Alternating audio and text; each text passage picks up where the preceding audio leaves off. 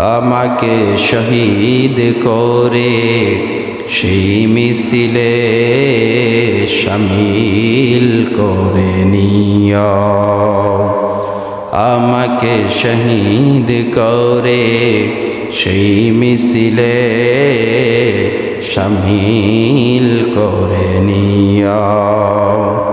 যেই মিছিলের নেতা আমির হামজা, খোবায়েব খাব্বাব আল্লাহর কাছে ছিল অতি প্রিয়।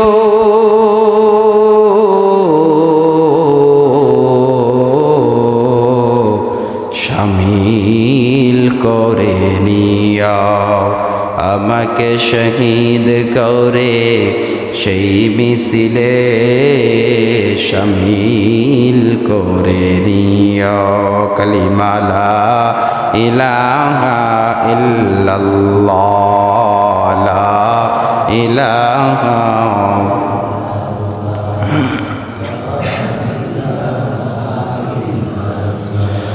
লা ইলাহা ইল্লাল্লাহ মুহাম্মাদুর রাসূলুল্লাহ। সকলে পড়ুন সাল্লাল্লাহু আলাইহি ওয়াসাল্লাম। সবটুকুন প্রশংসা, সমস্ত তারিফ জ্ঞাপন করছে আল্লাহ সুবহানাহু ওয়া তাআলার জন্য, যে রব্বুল আলামিন আমাদের দীর্ঘ একটি সপ্তাহ পরে আবার তার ঘরে এসে বসার সুযোগ দান করে দিয়েছেন। ওই আল্লাহ সুবহানাহু ওয়া তাআলার দরবারে অসংখ্য অগণিত শুকর এবং সুজুদ জ্ঞাপন করছি। কালিমাতে শুকর পড়ি, সকলে পড়ুন আলহামদুলিল্লাহ। অতঃপর লাখো কোটি দুরূদ ও সালাম তার চেয়ে আরও অনেক অনেক গুণ বেশি আদায় করছি আমার আপনার নবী, বিশ্ব জাহানের উভয় জাহানের নেতা, যিনি আমার আপনার সাইয়্যিদ, যিনি আমার আপনার লিডার, যিনাকে reformer of the society of the world বলা হয়, যিনি পৃথিবীতে সমাজ সংস্কারক হিসেবে আগমন করেছেন, জাহেলিয়াতকে দূরীভূত করে দিয়ে আলোর এক দিশারি নিয়ে আমাদেরকে হেদায়েতের বাণী পৌঁছে দিয়েছেন, যিনি পৃথিবীর বুকে একমাত্র one of the best person of the world, যাকে আল্লাহ সুবহানাহু ওয়া তাআলা রহমত এবং বরকত নিয়ামত হিসেবে, আলো হিসেবে, হেদায়েতের নূর হিসেবে আমাদের উপরে যিনি আল্লাহ সুবহানাহু ওয়া তাআলা যাকে প্রেরণ করেছেন, ওই নবী পাকের উপরে দুরূদ ও সালাম জ্ঞাপন করছি। পড়ুন সবাই সাল্লাল্লাহু আলাইহি ওয়াসাল্লাম।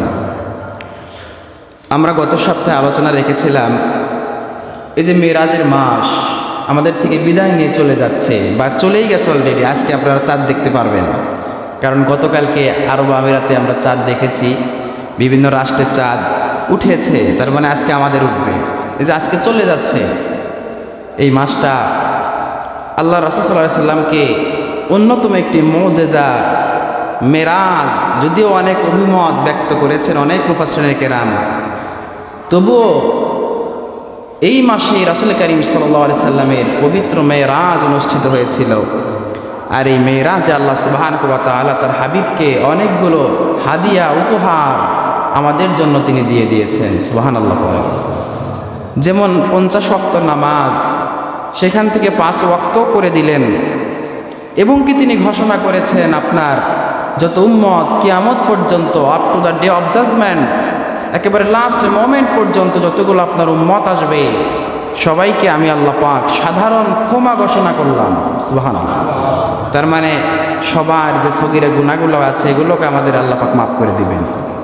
এখন মাফ করে দিবেন এটা নিয়ে আমরা বসে থাকবো এমনটা নয়। মাফ করবেন কাদেরকে? তাদেরকেই মাফ করা হবে যারা হবে ইখলাসপূর্ণ মুমিন, যারা আল্লাহর হুকুম থেকে দূরে সরে যায় না, যারা আল্লাহর আদেশ থেকে দুর্বিভূত হয় না, যারা কেবলমাত্র আল্লাহ সুবহানাহু ওয়া তাআলার দ্বীনের উপরে অটল অবিচল থাকে, তাদেরকে আল্লাহ পাক মাফ করবেন। সুবহানাল্লাহ করবেন না? শুধু তাই নয়, আল্লাহ সুবহানাহু ওয়া তাআলার অনেকগুলো উপহার আমার আপনার নবী মুহাম্মদ মুস্তাফা সাল্লাল্লাহু আলাইহি ওয়াসাল্লামকে দান করেছেন। আয়াত আপনার সূরাতুল বাকারার শেষের যে আয়াত আছে, 2টা আয়াত, এই আয়াতগুলো আল্লাহ রাসূলকে তিনি উপহার দিয়েছেন। সুবহানাল্লাহ বলেন। তন্মধ্যে অন্যতম 14টা আহকাম আল্লাহর রাসূলকে বলে দেওয়া হয়েছে, নবী হে আপনার এই উম্মতরা যদি, আমি আপনাকে যে 14টা রুলস রেগুলেশন দান করলাম, এটা আপনার উম্মতেরা যদি পালন করে, তারা সাকসেস হবে উভয় জাহানে, এই পৃথিবীতে এবং ডে অফ জাজমেন্ট কিয়ামতের ময়দানে। তারা উভয়ে সফল হবে। আর উভয় জায়গায় শুধু সফল নয়, এই পৃথিবী থেকে তারা যদি 14টা কর্মসূচি পালন করে যেতে পারে, দুনিয়ার জমিনেই মরতে দেরি হবে, কবর দেশে তাকে রাখা হবে, কবর দেশে রাখতে দেরি হবে, কিন্তু আমি আল্লাহর জান্নাতি ফেরেশতারা তাকে জান্নাতে ঢুকাইতে দেরি করবে না। সুবহানাল্লাহ বলবেন না? সেই প্রথম কর্মসূচি সম্পর্কে আল্লাহ বলেন, وَقَضَى رَبُّكَ أَلَّا تَعْبُدُوا إِلَّا إِيَّاهُ وَبِالْوَالِدَيْنِ إِحْسَانًا। রব্বুল আলামিন বলেন, وَقَضَى رَبُّكَ أَلَّا تَعْبُدُوا إِلَّا إِيَّاهُ। প্রথম কর্মসূচি হলো আল্লাহ ছাড়া কাউকে তোমরা ইলাহ মানবা না। আল্লাহ বলেন, আমি ফয়সালা করে দিলাম। ওয়াকদা মাজির সিগা, আল্লাহ পাক ফয়সালা করে দিয়েছেন, সিদ্ধান্ত চূড়ান্ত হয়ে গেছে। আল্লাহ জানিয়ে দিয়েছেন, ওয়াকদা রাব্বুকা আল্লা তা'বুদু, তোমরা ইবাদত করো একজন, তিনি হলেন আমার রব, আপনার রব। শুধুমাত্র ইবাদত করবা না, শুধুমাত্র প্রেম ভালোবাসায় মোহাব্বত করবা না, বরং আমি আল্লাহ পাক আদেশ করছি, ইল্লা ইয়াহু, তার ইবাদত ছাড়া অন্য কারো ইবাদত করবা না। সুবহানাল্লাহ বলবেন না? আল্লাহ পাক আদেশ করছেন, ওয়াকাদা রাব্বুকা আল্লা তা'বুদু ইল্লা ইয়াহ, একমাত্র আল্লাহর উপাসনা করো। তোমার সর্বক্ষেত্রে, কি ব্যক্তি জীবন, কি পারিবারিক জীবন, কি সমাজ জীবন, কি ব্যক্তি জীবন, কি রাষ্ট্রীয় জীবন, কি অর্থনৈতিক জীবন, প্রত্যেকটা জীবনে আল্লাহর সঙ্গে তুমি শিরিক করবা না। আল্লাহ ছাড়া অন্য কারো উপরে মাথা নত করবা না।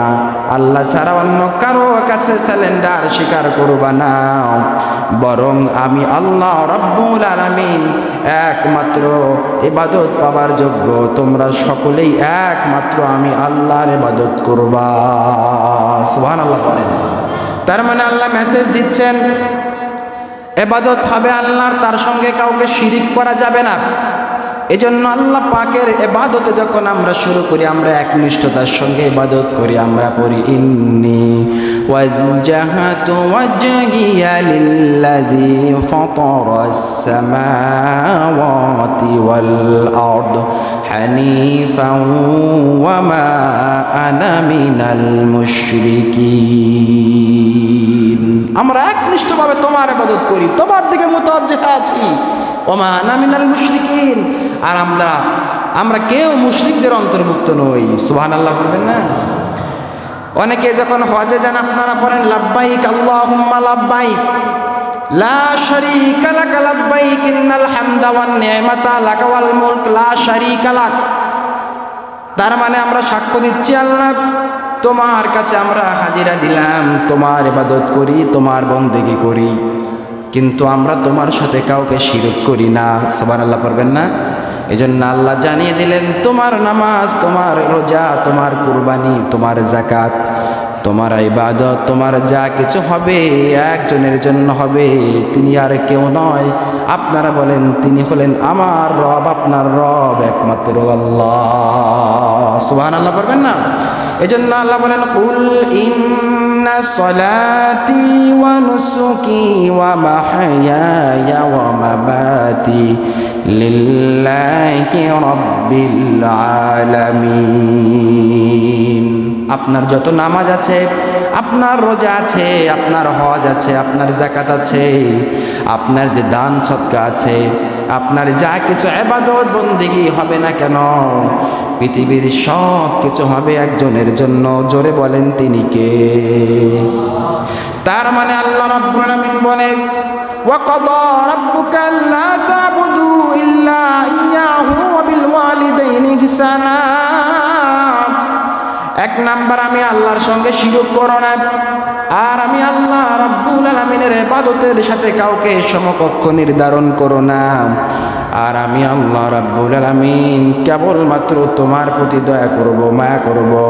মনে রেখো আমি আল্লাহর ইবাদতের সঙ্গে অন্য কারো ইবাদত তোমরা মিশ্রিত করো না। সুবহানাল্লাহ বলেন। এক নম্বর কর্মসূচি গেল। দ্বিতীয় কর্মসূচি আল্লাহ বলেন ওয়াবিল ওয়ালিদাইনি ইহসানা। তোমাদের মা আছে, তোমাদের বাবা আছে, উভয়ের সঙ্গে তোমরা সদাচরণ করো, ইহসান করো, দয়া করো, মায়া করো। সুবহানাল্লাহ পড়েন। এখন আমাদের মা বাবার সাথে আমাদের ইহসান করা লাগবে, দয়া করা লাগবে, মায়া লাগবে। এই হুকুম কার? জোরে বলেন, আরেকটু জোরে গান। আল্লাহ রাব্বুল আলামিন হুকুম করেছেন তোমাদের যাদের মা আছে অথবা বাবা আছে এদের সঙ্গে ওয়াবিল ওয়ালিদাইনি ইহসানা, তোমরা সদাচরণ করো, ইহসান করো উভয়ের সঙ্গে। আল্লাহ বলেন কিভাবে ইহসান করবা? আমরা যদি প্রশ্ন করি আল্লাহ কিভাবে আমরা তোমার ইহসান করব, আমাদেরকে আদেশ করলা আমাদের মা বাবার সঙ্গে কোন উপায়ে আমরা ইহসান করব। আল্লাহ বলেন ইম্মা ইয়াবলুগান্না ইনদাকাল কিবারা আহাদুহুমা আও কিলাহুমা ওয়া কুল লাহুমা কাওলান কারীমা। রব্বুল আলামিনকে আমরা প্রশ্ন করব, ও মালিক তোমার হুকুম হলো আমাদের মা বাবার সঙ্গে ওয়াবিল ওয়ালিদাইনি ইহসানা, আমরা ইহসান করব, দয়া করব, কিন্তু কোন উপায়ে?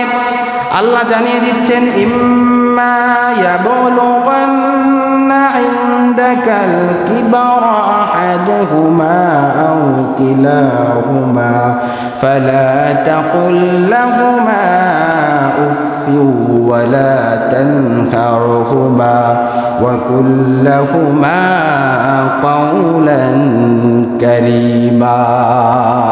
সুবহানাল্লাহ পড়েন।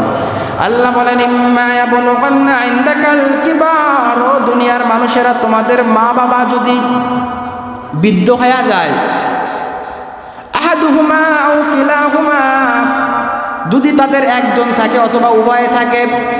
অনেকের মা আছে বাবা নাই, অনেকের বাবা আছে মা নাই। যদি তোমাদের মধ্যে কারো মা থাকে অথবা কারো বাবা থাকে, উভয়ের একজন যদি থাকে ওয়াবিল ওয়ালিদাইনি ইহসানা, তাদের উপরে ইহসান করো। সুবহানাল্লাহ বলবেন না? তাদেরকে দয়া করো, তাদেরকে মায়া করো, তাদেরকে মোহাব্বত করো, তাদের সঙ্গে সদাচরণ করো। তারা তোমাকে এত কষ্ট করে লালন পালন করেছে, ছোট্ট সময় থেকে তাদের বিছানার মধ্যে তুমি কত ডিস্টার্ব করেছো, কত যন্ত্রণা তোমার মাকে তুমি দিয়েছ। যাদের সন্তান আদি ছোট ছোট তারাই মাত্র বুঝতে পারে বাবার কি মূল্য, মায়ের কি মূল্য, একজন সন্তানকে কিভাবে মানুষ করতে হয়, বড় করতে হয়। গভীর রাতে আপনার মা বিছানায় ঘুমিয়ে আছে, আপনি চিৎকার মেরে উঠেছিলেন, আপনার মায়ের ঘুম ভেঙে গেছে, আপনার মা আপনাকে ভালোবেসেছে। আপনার কোনো জিনিসের প্রয়োজন হয়েছে, গভীর রাতে আপনার ভীষণ জ্বর হয়েছে, আপনার বাবা ডাক্তারের কাছে আপনাকে পৌঁছানোর জন্য সদা সর্বদা চেষ্টা করেছে, পাগল হয়ে গেছে। আপনি যখন শীতের কনকনে রাত্রিতে বিছানার মধ্যে প্রস্রাব করে দিয়েছেন আপনার মায়ের আঁচল ভরে, আপনার মা আপনার পোশাকটা চেঞ্জ করে দিয়েছে, কিন্তু নিজের পোশাকটা আপনার জন্য চেঞ্জ করতে পারে নাই। আপনি যখন গর্ভে ছিলেন, আপনার মায়ের গর্ভের মধ্যে আপনি কতবার লাথি মেরেছেন, আপনার মাকে কত কষ্ট দিয়েছেন, কত যন্ত্রণা করেছেন। আমরা একটা বারের জন্য যদি ভাবতে চাই আমাদের মা বাবা আমাদেরকে কত ভালোবেসেছে, কত মোহাব্বত করেছে। আল্লাহ তো এমনি এমনি ওয়াবিল ওয়ালিদাইনি ইহসানা বলেন নাই, আমাদের মা বাবার প্রতি দয়া করতে বলেন নাই, কারণ আমাদের মা বাবাকে আমরা এত বিশাল যন্ত্রণা দিয়েছি, এরপরে আমার বাবা আমার মা আমাকে একটা বারের জন্য কষ্ট দেয় নাই। এখনো পর্যন্ত আপনি সন্তানের যদি কোনো সমস্যা হয়, আপনার মা বাবা যদি জানতে পারে সন্তান অসুস্থ হয়েছে, সন্তান অমুক জায়গায় বিপদে আছে, অমুকটা প্রয়োজনের অভাবে আছে, আপনার মা আজও পর্যন্ত পাগল হয়ে যায়, আমাদের বাবা আজও পর্যন্ত পাগল হয়ে যায়। তার মানে প্রত্যেকটা মা বাবার প্রতি প্রত্যেক সন্তানের দায়িত্ব হিসেবে আল্লাহ পাক বলেন ইম্মা ইয়াবলুগান্না ইনদাকাল কিবার আহাদুহুমা আও কিলাহুমা وقل أحدهما أو كلاهما فلا تقل لهما أف ولا تنهرهما وقل لهما قولا كريما। আল্লাহ বলেন যদি তাদের উভয় তোমার কাছে জীবিত তুমি পাও, যদি উভয়কে পাও, এটা তোমার জন্য এনাফ। তোমার মা বাবার খেদমত করো, মায়ের চাহিদা পূর্ণ করো, বাবার যে চাহিদা আছে সেটা তুমি হক আদায় করো, আর তোমার মা বাবার সঙ্গে সদাচরণ করো। তোমার বাবা যদি তোমাকে শাসন করে, তোমার মা যদি তোমাকে শাসন করে, তোমার বাবা যদি তোমাকে কষ্টদায়ক কোনো বস্তুর কথা বলে, তারপরেও তুমি এমনভাবে কথা বলো না যেন তোমার বাবা কষ্ট পায়। তুমি এমনভাবে কথার পরিপ্রেক্ষিতে জবাব দিও না যেন তোমার মা কষ্ট পায়।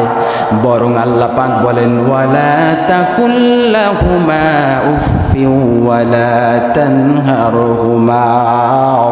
আল্লাহ বলেন তোমার মা অথবা তোমার বাবা তোমাকে যদি একটা ধমক দিয়েও কথা বলে, সাবধান, ফালা তাকুল লাহুমা উফফি, তোমার মা এবং তোমার বাবার কথার পরিপ্রেক্ষিতে উফ শব্দ তোমরা ব্যবহার করো না। সুবহানাল্লাহ বলবেন না?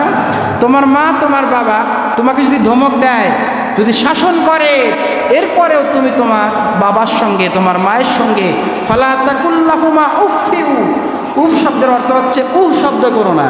সুবহানাল্লাহ বলেন না? কারণ কি আল্লাহ পাক জানিয়ে দিলেন তোমার বাবার ঋণ তুমি সহ্য করতে পারবে না। তোমার যে মা তোমাকে এত কষ্ট করে লালন পালন করেছে, তুমি এটা আদায় করতে পারবে না। তোমার সারা জীবন তোমার মা তোমার বাবা, এখন তোমার বয়সে তুমি বুঝতে পেরেছো তোমার মা বাবা তোমাকে বড় করেছে, কিন্তু গর্ভ থাকা অবস্থায় তোমার মাকে তোমার বাবাকে যে যন্ত্রণা তুমি দিয়েছ, গর্ভের পর ছোট্ট অবস্থায় কত জল্পনা কল্পনা তোমার বাবা তোমার মা তোমাকে নিয়ে করেছে। যখন তুমি গর্ভে এসেছ, গর্ভ থাকা অবস্থায় প্রত্যেকটা বাবা তার সন্তান নিয়ে অনেক পরিকল্পনা করে। আমার সন্তানকে পড়াশোনা করাবো, কেউ মনে করে ডাক্তার বানাবো, কেউ বলে আলেম বানাবো, কেউ বলে বক্তা বানাবো, কেউ বলে আমি অফিসার বানাবো। কত কল্পনা জল্পনা করে মায়ের গর্ভে থাকা অবস্থায়, আর গভীর রাত পর্যন্ত, একদিন দুই দিন পর্যন্ত গণনা করে। 10 মাস পর তুমি যখন ভূমিষ্ঠ হও, তোমাকে এত আদর যত্ন করে লালন পালন করে, ছোট থেকে দয়া করে মায়া করে। তোমার বাবাকে তুমি এত জুলুম করো, এত নির্যাতন করো, এরপরেও তোমার মা তোমার বাবা তোমাকে বড় করে, অনেক মোহাব্বত করে। এত মোহাব্বত করার পর আমার আল্লাহ রাব্বুল আলামিন তোমাকে এত সুন্দর করে জবাব দিচ্ছেন তোমার মা বাবার সঙ্গে তুমি দয়া করো, মায়া করো।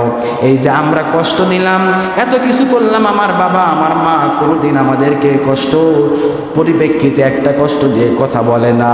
আল্লাহ বলেন তুমি যখন বড় হও, তুমি বিভিন্ন রাস্তা চিনতে পারবা, বিভিন্ন ওয়ায়ে চলে যেতে পারবা। ওই জায়গায় যখন তুমি চলে যাবা, তুমি তাকায় দেখবা তোমার বাবা তোমাকে শাসন করবে, তোমার মা তোমাকে শাসন করবে। এই যে আমরা যখন শাসন কার্যের পরিপ্রেক্ষিতে চলে যাব, আল্লাহ বলেন সাবধান, তোমার বাবার কথায় তুমি কষ্ট পেও না, তোমার মায়ের কথায় তুমি কষ্ট পেও না। কষ্ট যদি তোমার বাবা মা তোমাকে একটা বারের জন্য দেয়, সাবধান সাবধান, ফালা তাকুল লাহুমা উফফি ওয়ালা তানহারহুমা, তোমার মা বাবাকে খারাপ ভাষায় গালি দিও না, দুঃখ দিও না, এবং কি সাবধান শব্দ তোমার বাবা মার ক্ষেত্রে ব্যবহার করো না। সুবহানাল্লাহ। দেখবেন প্রত্যেক ছোট্ট বাচ্চা যখন তার মায়ের কোলে থাকে, এই যে কোন শীতের মধ্যে তার বাচ্চা যেন ঘুমানো অবস্থায় কোনোভাবেই যেন তার গায়ের উপরে যে কম্বল আছে, যে চাদর আছে, ওইটা যেন তার সন্তানের এই নাকের উপরে না লাগে, কারণ এতে নাক নিঃশ্বাস বন্ধ হয়ে যাবে। এই হিসাবে আপনার মা আপনার বাবা ছোট্ট সন্তানের জন্য কখনো পর্যন্ত সারা রাত্র পর্যন্ত এমনও মা বাবা আছে ঘুমায় না। সুবহানাল্লাহ বলবেন না? আপনি এই ঋণ কখনো সহ্য করতে পারবেন না, এই ঋণ আপনি পরিশোধ করতে পারবেন না। বরং আপনার মা বাবাকে যদি আপনি এই ঋণ পরিশোধ করার জন্য আপনার তামাম এই দেহের চামড়া দিয়ে জুতা বানিয়ে দেন, তবু এই ঋণ আল্লাহ সুবহানাহু ওয়া তাআলা বলেন এটা পরিশোধ করা সম্ভব হবে না। সুবহানাল্লাহ বলবেন না? এই জন্য প্রত্যেক মা বাবা আপনার কাছে এই পৃথিবীর সবচেয়ে বড় পীর সাহেব, পৃথিবীর সবচেয়ে বড় হুজুর, আপনার মা বাবা যেমনই হোক না কেন আপনার কাছে পৃথিবীর সবচেয়ে মূল্যবান সম্পদ। যার বাবা হারিয়ে গেছে সেই মাত্র বুঝতে পারে আমার মাথা থেকে একটা বটগাছ হারিয়ে গেছে। যার মা হারিয়ে গেছে সারা দিন সারা জীবনে কখনো আর তার মাকে সে মা বলে ডাক দিতে পারে না, সেই বুঝতে পারে মায়ের অভাব কত অতুলনীয়, কত মার্জিত ছিল। আর মা তো এমন মা, তার সন্তান যখন বিভিন্ন জায়গায় সফরে ব্যবসা বাণিজ্যে সন্তান যদি বিপদে পড়ে, যদি আপদে পড়ে, যদি মহামারীতে পড়ে, সমস্যায় সম্মুখীন হয়, মায়ের কলিজার মধ্যে একটা সন্তানের জন্য রক্তের টান লেগে যায়। আর ওই সন্তানকে যে পর্যন্ত না সমস্যার সমাধান না হয় মায়ের কলিজাও ততক্ষণ পর্যন্ত ঠান্ডা হয় না, ঠিক কিনা বলে? এই জন্য মা আর বাবাকে কখনো কষ্ট দিবেন না। আল্লাহ পাক সেটাই বলছেন, সাবধান, ফালা তাকুল্লাহুমা উফিউ, কোনো কথায় মায়ের কোনো কথায় উ শব্দ করো না, বাবার কোনো কথায় উ শব্দ করো না। মা আর বাবা তোমার কাছে পৃথিবীর সবচেয়ে বড় সম্পদ। সুবহানাল্লাহ বলবেন না? আল্লাহ পাক বলেন, তুমি যখন বড় হও সাবধান সাবধান, মা বাবার সঙ্গে তুমি খারাপ আচরণ করো না। বরং আল্লাহ পাক শিক্ষা দিচ্ছেন তুমি মা বাবার সঙ্গে কেমন আচরণ করো।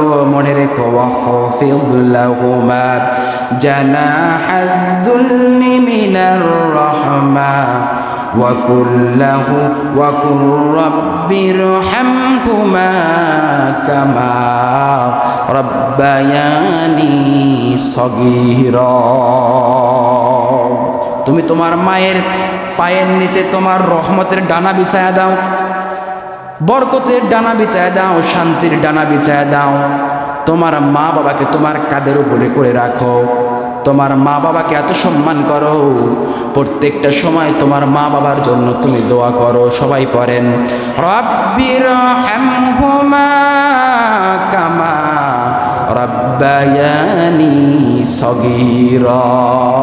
হে রব, তুমি তাদের উপরে দয়া করো, ইহসান করো, মায়া করো, তাদেরকে তুমি ক্ষমা করো, তাদের উপরে রহম করো, তাদের উপরে দয়া মাওয়ার লালন পালন আমাদেরকে যে পরিমাণ লালন পালন করেছে ছোট্টকালে, আল্লাহ আমরা তো দেখি নাই, তুমি সেই পরিমাণ তার চেয়ে অনেক বেশি আমার মা বাবার উপরে তুমি দয়া করো। সুবহানাল্লাহ বলবেন না?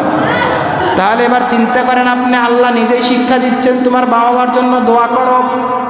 এই দোয়াটা হলে এইরকম, আমাকে ছোট্টকালে যেই রকম দয়া করেছে, আমাকে ছোট্টকালে যেই রকম আদর করেছে, যেই রকম লালন পালন করেছে, যেরকম দেখভাল করেছে, যেই রকমভাবে আমার উপরে সদাচরণ করেছে, আল্লাহ তুমি আমার মা বাবাকে সেরকম রহম করো, সেই রকম লালন পালন করো। আমার মা বাবাকে কোনোদিন তুমি কষ্ট দিও না। সুবহানাল্লাহ পড়বেন না?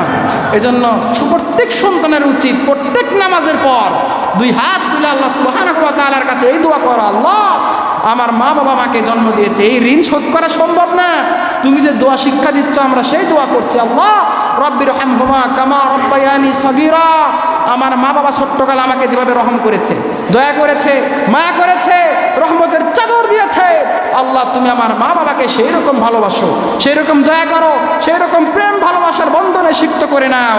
আমার মা বাবার উপরে তুমি রহম করো, তুমি সেই রকম লালন পালন করো। সুবহানাল্লাহ বলবেন না? এজন্য আল্লাহ রাসূলকে জানিয়ে দেওয়া হলো, নবী হে আপনি প্রত্যেক উম্মতকে জানিয়ে দেন মা বাবার সঙ্গে তারা যেন খারাপ ব্যবহার না করে, মা বাবাকে তারা যেন ভালোবাসে, মা বাবাকে তারা যেন সম্মান করে, শ্রদ্ধা করে। সুবহানাল্লাহ পড়বেন না? অনেক ডাকাত আছে পীরের দরবারে আপেল কমলা ফল ফ্রুট নিয়ে যায়, কিন্তু মা বাবার কাছে মাসে একদিন পর্যন্ত কোনো ফল ফ্রুট দেয় না। আছে না নাই জোরে কোন? অনেক ডাকাত আছে বাবার দরবারে বড় বড় খাসি নিয়ে যায়, কিন্তু নিজের মা বাবার দরবারে একটা দিন, সেই কুরবানি ঈদের পর থেকে আবার কুরবানি ঈদ পর্যন্ত একটা দিনেও খাসির মাংস গরুর মাংস দিয়ে ভাত খাওয়ায় না। আছেন এরকম ডাকাত? আবার অনেক ডাকাত আছে তারা এমন লেভেলের ডাকাত, 3 দিন এক মেয়েকে বিয়ে করে 3 দিনের দিন মা বাবাকে ভুলে যায়। আর যারা কেবলমাত্র একটা মেয়েকে বিবাহ করার পর শ্বশুর শাশুড়ির পক্ষে চলে যায়, নিজের মা বাবাকে ভুলে যায়, খোদার কসম এদের সাংসারিক জীবনে, এদের পারিবারিক জীবনে আল্লাহর কসম কোনোদিন আল্লাহর রহমত এরা পেতে পারে না। এরা কোনোদিন সুখ পাবে না। যদিও সাময়িক সময়ের জন্য টাকা পয়সার মালিক হয়, কিন্তু ওই টাকায় রহমত থাকে না, বরকত থাকে না। যারা মা বাবার বদদুয়া নিয়ে, মা বাবাকে কষ্ট দিয়ে, মা বাবার প্রতি ভালোবাসা না নিয়ে, সামান্য বউকে নিয়ে সংসার আলাদা করে মাকে কষ্ট দেয়, বাবাকে কষ্ট দেয়, খুদার কসম ওদের ঔরসিতাতে যে সন্তানগুলো আছে, সেই সন্তান যখন বড় হবে এই মা বাবাকে ফেলে সেও তার বউ নিয়ে অন্য জায়গায় ভাগবে। ঠিক কিনা জোরে কোন? এটা আল্লাহর আইন, এটা আল্লাহর বিধান। কারণ আপনি আপনার মা বাবাকে দেখবেন না, আপনার সন্তান আপনাকে দেখবে না। আর যেই মা বোনেরা নিজের স্বামীকে, নিজের শ্বশুর শাশুড়িকে ভালোবাসে না, আলাদা হয়ে যায় স্বামী নিয়া, মনে রাখবেন এই যেদিন শ্বশুর শাশুড়ি হবে তার সন্তানও আলাদা হয়ে যাবে। কারণ এটা আল্লাহ রাব্বুল আলামিনের পরীক্ষা। দুনিয়ায় আপনি যাকে যে পরিমাণ কষ্ট দিবেন, সেই পরিমাণ কষ্ট নিজে ভোগ না করে এই দুনিয়ার জমিন থেকে আপনার মৃত্যু হবে না। এই জন্য সাবধান, খুব সাবধান। আল্লাহ সুবহানাহু ওয়া তাআলা আমাদের মা বাবাকে সবচেয়ে আপন করেছেন, বড় পিসাব করেছেন, বড় হুজুর করেছেন। আপনার বড় হুজুরের দোয়া করলে কবুল হতেও পারে, নাও পারে, এটা কোনো গ্যারান্টি নাই। কিন্তু আপনার মা, আপনার বাবা যদি আপনার জন্য দোয়া করে সেটাও কবুল হয়, বদ দোয়া করলে সেটাও কবুল হয়। এটাই হলো আল্লাহর আইন। সুবহানাল্লাহ বলবেন না? এজন্য ব্যবসা বাণিজ্যে, দেশে বিদেশে, পৃথিবীর সবাই যখন বিপদে পড়ে যায়, কোনো সন্তানের যদি কোনো সমস্যার সম্মুখীন হয়, পশু পাখি না জানিতে আগে জানে মায়। কারণ একটা সন্তান তার মার যে ভালোবাসা পায়, যে দোয়া পায়, পৃথিবীর পীর সাহেব বলেন, বড় হুজুর বলেন, ছোট হুজুর বলেন, শিক্ষক বলেন, উস্তাদ বলেন, আপন ভাই বলেন, আত্মীয় স্বজন বলেন, মা বাবা আপনার যে মঙ্গল চায়, যেভাবে দোয়া করে, পৃথিবীর কোনো মানুষ আপনার জন্য সেই মঙ্গল, সেই দোয়া কখনোই করতে পারে না। ঠিক কিনা বলেন? ভাইরা আমার, তার মানে আমরা সবাই দোয়া করব সব সময় আমার মা এবং আমার বাবার জন্য। পারবেন না ইনশাল্লাহ? সবাই দোয়াটা শিখবেন, সবাই পড়েন, রব্বির হামহুমা কামা রব্বায়ানি সগীরা। আল্লাহর কাছে দোয়া করবেন, আল্লাহ আমার মা বাবার জন্য আমি দোয়া করছি। যাদের মা নাই, বাবা নাই, মোনাজাতে দোয়া করবেন, সব সময় দোয়া করবেন। কবরে যারা চলে গেছে, কবরের পাশে চলে যাবেন, কবরে গিয়ে দোয়া করবেন, রব্বির হামহুমা কামা রব্বায়ানি সগীরা। আল্লাহ আমার মা, আমার বাবা আমার জন্য যে কষ্ট করে পৃথিবী থেকে আমাকে লালন পালন করে আমাকে বড় করে পৃথিবী থেকে বিদায় নিয়ে চির বিদায় অন্ধকার কবরে শুয়ে আছে, আল্লাহ আমার মা বাবা যদি কোনো ভুল বাদবি করে থাকে তুমি মাফ করে দাও। আমার মায়ের কবরকে, আমার বাবার কবরকে তুমি জান্নাত বানিয়ে দাও। পারবেন না ইনশাল্লাহ? এটা করবেন। এরপরে আল্লাহ পাক শিক্ষা দিচ্ছেন, মনে রেখো দুনিয়ার মানুষেরা 3 নম্বর কর্মসূচি হলো, আল্লাহ পাক বলেন, ওয়া আতিজাল কুরবা হাক্কাহু ওয়াল মিসকিনা ওয়া ইবনাস সাবিলি ওয়া লা তুবাযযির তাবযীরা। রাব্বুল আলামিন সূরাতুল বনী ইসরাঈলের মধ্যে বলে, ও দুনিয়ার মানুষেরা, ওয়া আতিজাল কুরবা হাক্কা, যারা তোমার নিকটাত্মীয় আছে তাদের হককে তুমি ফিরাইয়া দাও। সুবহানাল্লাহ বলবেন না? অনেকে আছে, অনেক বাবা এমন আছে, আপনার জমির সব অংশ আপনার ছেলেকে দিয়েছেন, মেয়েকে ফাক্কা, মেয়ের হকটা আপনি দেন নাই। খোদার কসম আপনি কাল কিয়ামতের ময়দানে জালেমদের কাতারে দাঁড়াবেন।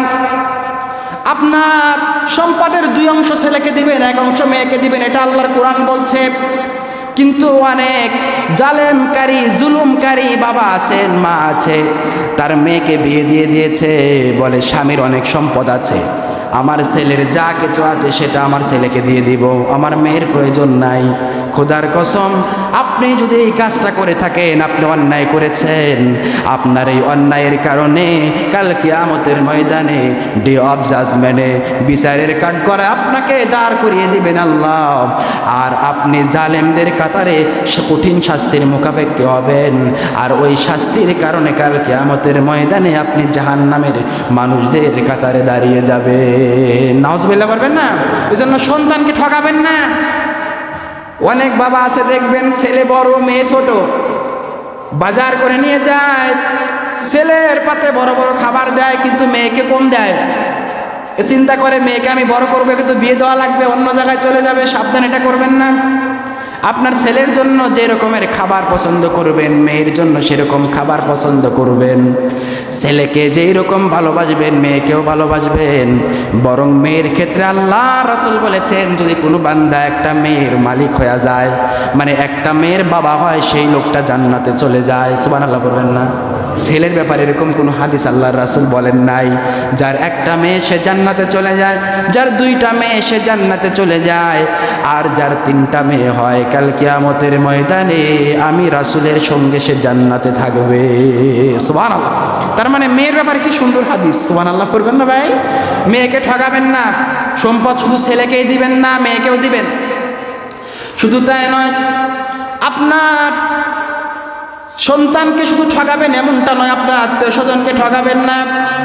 আপনার দাদা যদি আপনার ফুপুকে কম দেয়, আপনার বাবাকে বেশি দেয়, আপনি সেটার বিচার করবেন এখন?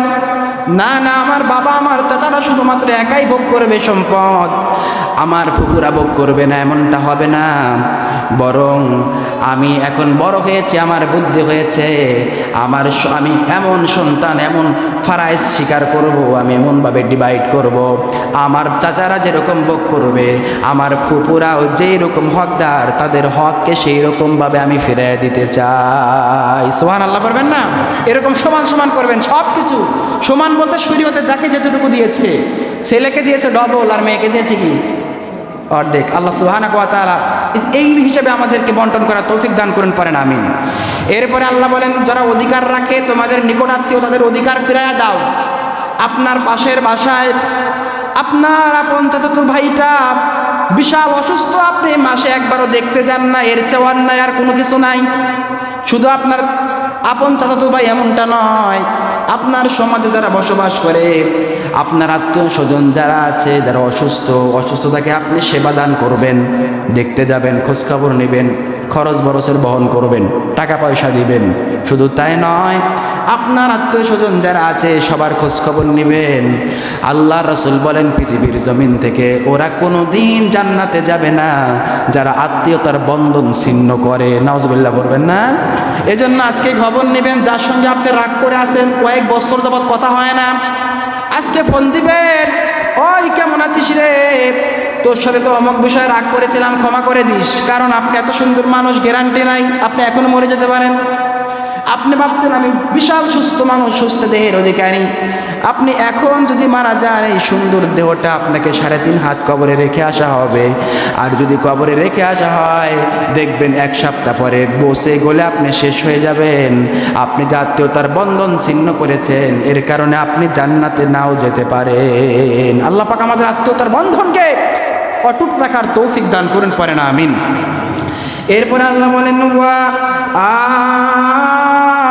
আতি যাল কুরবা হাক্কাহু ওয়াল মিসকিনা ওয়া ইবনাস সাবিলি ওয়া লা তুবাযযির তাবযীরা।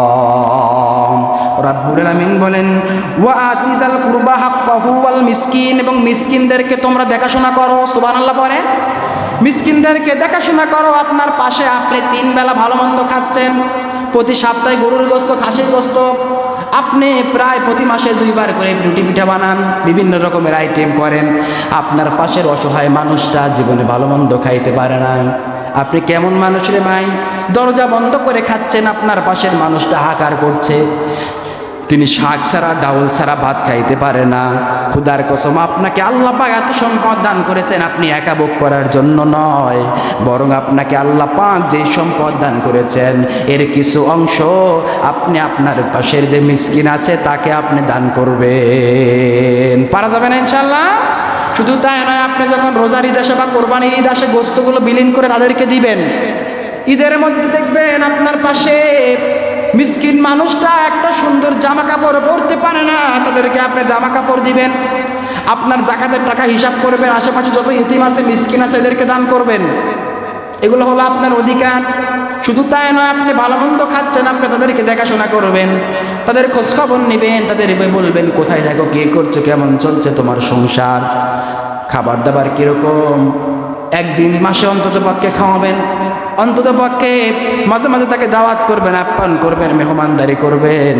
কারণ আপনি নামাজ পড়ছেন, এটা কবুল হচ্ছে কিনা আল্লাহ এটার কোনো গ্যারান্টি নাই। রোজা রাখবেন, কবুল হবে কিনা গ্যারান্টি নাই। আপনি হজ করছেন, কবুল হচ্ছে কিনা গ্যারান্টি নাই। কিন্তু পাশের একটা অসহায় দরিদ্র মিসকিন মানুষকে আপনি যখন খাবার দেন, ওই খাবারটা ওই মানুষটা আত্মা ভর করে যখন খেয়ে নেয়, তৃষ্ণার্ত পেট ক্ষুধার্ত মানুষ যখন তৃপ্তিমতো আহরণ করে, ওই মানুষটা আপনাকে যে দোয়া করবে, ওই দোয়ার বদলতে এটা আল্লাহ রাব্বুল আলামিনের দরবারে পৌঁছে যাবে, এটা কবুল হবে, এটার গ্যারান্টি আমার দয়ার নবী দান করেছেন। সুবহানাল্লাহ পড়েন। আমরা মনে করি শুধু নামাজই মনে হয় ইবাদত। আমরা মনে করি 5 ওয়াক্ত নামাজের জন্য মসজিদে যদি যায় আমার চেয়ে বড় তাকওয়াবান কেউ নাই। বছরে যদি একটা হজ করি আমার চেয়ে মনে হয় নিষ্পাপ পৃথিবীতে আর কেউ নয়। আমি যদি রমজান মাসে 30টা রোজা বেঁধে রাখি আমার চেয়ে মনে হয় নিষ্পাপ একজন আল্লাহর ফেরেশতার মতো মানুষ নাই। কিন্তু না, আল্লাহ রাব্বুল আলামিন অসংখ্য জায়গায় মিসকিনদের কথা বলেছেন, এতিমদের কথা বলেছেন। আপনি মানুষকে দান করবেন, অসহায়ের পাশে দাঁড়াবেন, ইয়েতিম মিসকিন যারা আছে এদের দেখাশোনা করবেন, এই সবগুলো হলো মাকবুল ইবাদতের সমান। সুবহানাল্লাহ পড়বেন না? এজন্য আপনার যেই দানের টাকা এটা কোনোদিন অপচয় যায় না, বিফল যায় না। মিসকিনকে যখন টাকা দেন এই মিসকিনের কথা আল্লাহ পাক বলেছেন। এরপরে আল্লাহ বলেন তুমি মিসকিনকে দাও, এতিমকে দাও। আবার এত বেশি আবেগী হয়েও না, আল্লাহ পরে এই কথাটা আবার বলেন। আল্লাহ বলেন ওয়ালা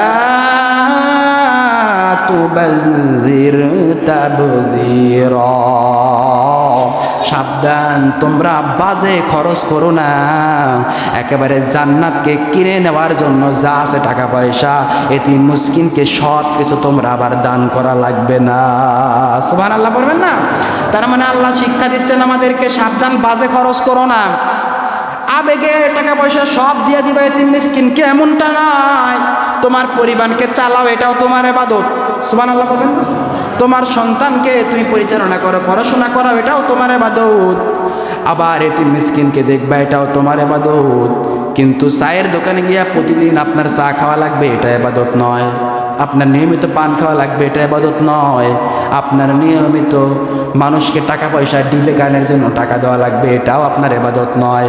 বরং আপনার ইবাদত হলো আল্লাহ রাব্বুল আলামিন কুরআনুল কারীমে সূরাতুল ফুরকানে জানিয়ে দিয়েছেন ওয়াল্লাযীনা ইযা আনফাকু লাম ইসরিফু ওয়া লাম ইয়াকতুরু ওয়া কানা বাইনা যালিকা কওয়ামা।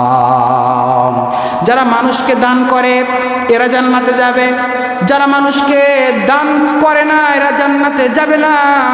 যারা মানুষকে দান করে আবার বেশি দান করে এটা অপচয় হবে।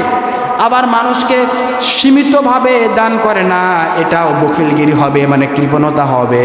বরং আপনি এতিমদের পাশে দাঁড়ান, মিসকিনদের পাশে দাঁড়ান, মাদ্রাসা মসজিদের পাশে দাঁড়ান, বাচ্চাদের পাশে দাঁড়ান। তার মানে এই যে আপনি অসহায় অভাবী মানুষদের পাশে দাঁড়ালেন, এদেরকে সহযোগিতা করবেন, পরিমাণ মতো যখন সহযোগিতা করবেন এটা হবে আপনার ইবাদত, আপনি হবেন জান্নাতি। সুবহানাল্লাহ পড়বেন না? আবার যখন আপনি একেবারেই দান করবেন না এটা হবে বখিলগিরি, মানে আপনি কৃপণ। আল্লাহর কোরআনের ভাষা আপনাকে বলা হবে বখিল। নাউজুবিল্লাহ বলেন না? তার মানে আপনি এত বেশি দান করা লাগবে না, নিজের পরিবার পরিজন পরিচালনা করবেন। আবার দান করবেন না একেবারে পকেটের মধ্যে হাত নিয়ে বসে থাকবেন, এমনটা হবে না। বরং আপনি আয় বুঝে ব্যয় করবেন। আর ব্যয় করবেন তখনই দেখবেন কোন জায়গায় ব্যয় করলে আমার এই টাকাটা ইবাদতে শামিল হয়। মাদ্রাসা মসজিদ, এরপরে অসহায় এতিম মিসকিনদেরকে আপনি দান করবেন, অভাবীদেরকে দান করবেন। এইগুলা কাল কিয়ামতের ময়দানে আপনার জন্য কাজে লাগবে। সুবহানাল্লাহ বলবেন না? 25 বাজলে আমার সিগন্যাল দিন, ঘড়িটা নষ্ট হয়ে গেছে। তো আল্লাহ সুবহানাহু ওয়া তাআলা আমাদেরকে জানিয়ে দিয়েছেন তোমরা দান করো, ওয়ালা তুবাযির তাবযীরা, তবে সাবধান অপচয় করো না, বাজে খরচ করো না। এই যে আপনি প্রতিদিন গিয়া লিডারগিরি নেতা হয়ে গেছেন, এমন নেতা চায়ের দোকানে বসে আপনি 100 কাপ চা অর্ডার দিচ্ছেন, জনগণ খা। এখন কাজ আছে, নির্বাচনে তো এক কথা আছে, নির্বাচনে তারা সবাই খাওয়াই লাভ আছে। তো এইটা করলেন, এটা ঠিক আছে। কিন্তু বাজে বাজে প্রতিদিন আপনার টাকা আছে আপনি ছড়াবেন এমনটা নয়। ওই 100 কাপ চাকে আপনি যদি গরিব মিত্র বিস্কিনকে 100 কাপের 500 টাকা দিতেন রে ভাই, কিয়ামতের ময়দানে খোদার কসম এই 500 টাকা আপনার পক্ষে সাক্ষ্য দেবে। সুবহানাল্লাহ বলবেন না? এজন্য আপনি অপচয় করবেন না। যারা একদিন বলেছিলাম যারা বিউটি পার্লারে যায় 1 ঘন্টার জন্য সাজে, 1 ঘন্টার জন্য, এরপরে মুখ দিয়ে পানি যখন মুখ দিয়ে মুখছে শেষ, সব শেষ। এই যে 1500-2000 টাকা নষ্ট করলেন, এটা শয়তানের আপনি খালাতো ভাই। আল্লাহ পাক বলেন যদি আপনি এই অপচয়গুলো করেন তাহলে আপনি কি হবেন। আল্লাহ এরপরে বলেন ইন্নাল মুবাজ্জিরিনা কানু ইখওয়ানাশ শায়াতিন। নিশ্চয় যারা অপচয় করে, যারা এমনি এমনি টাকা পয়সা নষ্ট করে, সম্পদ নষ্ট করে, কানা ইখওয়ানাশ শায়াতিন, তারা শয়তানের ভাই। নাউজুবিল্লাহ বলবেন না। আল্লাহ স্পষ্ট কোরআনে বলেছেন সূরাতুল বানি ইসরাঈল, আজকে মনে রাখবেন সূরাতুল বানি ইসরাঈল 2:6 কত হইল 26 নম্বর 27 নম্বর আয়াত, এই দুইটা আয়াত মনে রাখেন, 26-27। আল্লাহ পাক বলেন অপচয় করা যাবে না, আবার কৃপণতা করা যাবে না। অপচয়কারী হচ্ছে শয়তানের ভাই। নাউজুবিল্লাহ বলবেন না ভাই। এই জন্য আমরা অপচয় করব, সময় মতো দান করব, সিস্টেমে দান করব। যেই দানটা আবার খেলাধুলায় না, আবার ওই দানটা ডিজে পার্টিতে না, যাত্রার প্যান্ডেলে নয়, এগুলো যদি আবার করেন তো ওগুলো আপনার সাপ হবে, ওগুলো আপনার সাপ হয়ে কবরে বলবে আনা মালুকা না কানজুকা। মমতাজের গানের মধ্যে দান করছিলি, এবার আনা কানজুকা, আমি তোর সেই প্রতিদান। আনা মালুকা, আমি তোর সেই টাকা পয়সা, আমি তোর মাল। এবার তোরে এমনভাবে আমি গিলে গিলে খাবো, এমনভাবে দংশন করব। আপনি দংশনের চোটে বিষে বিষাক্ত হয়ে যাবেন, ছটফট করবেন, কিন্তু মৃত্যু হবে না আপনার। এজন্য সাবধান, আপনার মাল আপনার সম্পদ জায়গায় দান করবেন। আপনারাই তো দান করে মমতাজের প্যান্ডেল করেন। আপনারা কেউ যদি মমতাজের প্যান্ডেলে টাকা দান না করতেন, জীবনে অনুষ্ঠান হইতো না। ঠিক কিনা জোরে কন? এই যে আপনারা যদি ডিজে পার্টির আয়োজন না করতেন, কোনোদিন হইতো না। একটা কথা বলি, মনোযোগ দিয়ে শুনেন, মন খারাপ কইরেন না। আপনারা যাদের বাড়িতে বিয়ের আসরে গান বাজনা করেন, আল্লাহ রাসূল লানত দিয়েছেন খোদার কসম, আপনি যেই বিয়ের বাড়িতে গান বাজনা হচ্ছে, এই দম্পতি ছেলে এবং মেয়ের জীবনে কোনোদিন আল্লাহ রাব্বুল আলামিন কোনো কর্মের মধ্যে বরকত দেন না। আপনি দেখতে পারবেন না সেই সোনালী যুগ থেকে, রাসূলের জীবন থেকে, সাহাবায়ে কেরাম থেকে শুরু করে আপনার কিছুদিন পূর্ব পর্যন্ত এক সময় পালকি ছিল, মানুষ মাইক ভাড়া করতো, আর মাইক যখন না ছিল তখন তো ড্যান্স নাচ কিচ্ছু হতো না। তাদের বিয়েতে বরকত ছিল, তাদের সংসারের মধ্যে উন্নতি ছিল। আর এখন আপনি চিন্তা করে দেখেন, যারাই ডিজে গান পার্টি করে, গান বাজনা করে বিয়ে শাদীর অনুষ্ঠান করেন, আপনার এই ছেলের এই মেয়ের বিয়ে জীবনে বরকত থাকে না। আর বরকত কি, এটা 1 মিনিটে বুঝাই। বরকত হচ্ছে এমন একটা জিনিস, আপনি 10 টাকা ইনকাম করেন দৈনিক, 10 টাকা, আপনার অসুখ হয় না, বিসুখ হয় না, বালা মুসিবত হয় না, শাক সবজি পালং শাক ইত্যাদি খায়া পিয়া আপনার জীবন সুন্দর কাটতেছে, এটাই বরকত। আর একজন দেখবেন প্রতিদিন কামাই করে 5,000, এরপরে যাওয়া লাগে MBBS এর কাছে, দিতে হয় 6,000। এরপরে দেখবেন গরুর গোস্ত নিষেধ, খাসির গোস্ত খাওয়ান যাইতো না, মুরগির রান খাওয়া যাইতো না। এরে আল্লাহ রাব্বুল আলামিনের হুকুম, এটা ওর রিজিকের দরজা তো বন্ধ হয়ে গেছে। ডাক্তারে বলছে তুমি শুধু ঘাস খাও, ঘাস মানে হচ্ছে শাকসবজি, তুমি শুধু শাকসবজি খাইবা আর ডাউল খাইবা, এটাই তোমার জন্য খাদ্য। আপনি চিন্তা করছেন বরকত কোথায়? বরকত দেখা যায় না, রহমতকে দেখা যায় না, এটা অনুধাবন করে নিতে হয়। এটা এমন একটা জিনিস, আপনি জীবনে অসুস্থ হন না, ডাক্তারের কাছে টাকা নাই, বাজে খরচ নাই, এই খানদান ফুর্তি করছেন, সন্তানাদি পরিবার পরিজন নিয়ে অনেক শান্তিতে আছেন, আপনি সাকসেস, আপনার উপরে আল্লাহর রহমত আছে, বরকত আছে। কিন্তু কোটি কোটি টাকা কামাই করেন, এরপরে আপনার ব্লাড চেঞ্জ করতে হয়, মাসে মাসে বিশাল বিশাল বড় বড় স্যালাইন নিতে হয়, ইঞ্জেকশন নিতে হয়, আপনার এটা বাজে খরচ। সুতরাং আল্লাহর রহমত যদি আপনার কাছে থাকে, আল্লাহর বরকত যদি আপনার কাছে থাকে, আপনি মনে রাখবেন অল্প টাকাতে আপনি পারি পেয়ে যাবেন। সুবহানাল্লাহ পড়বেন না? এরপরে আল্লাহ রাব্বুল আলামিন বলেন, ও দুনিয়ার মানুষেরা সাবধান সাবধান। আল্লাহ পাক বলেন ওয়ালা তাজআল ইয়াদাকা মাগলুলাতান